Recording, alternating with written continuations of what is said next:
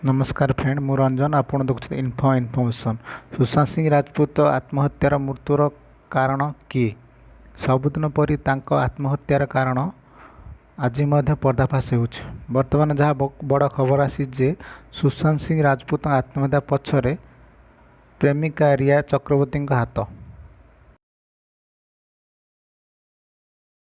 संपूर्ण खबरटी हेउची बिहार कुंदन कुमार रिया विरुद्ध रे पुलिस केस फाइल करछंती और टिप्पणी देछंती जे रिया ही तांको मध्य बाध्य करछंती आत्महत्या करिया पई। ए सहित मजिस्ट्रेट कहछंती जे 24 तारिख रे सुशांत सिंह को शुणानी हेबो और जदि रिया दोषी थिबे तो निहाती अरेस्ट करा जिवो।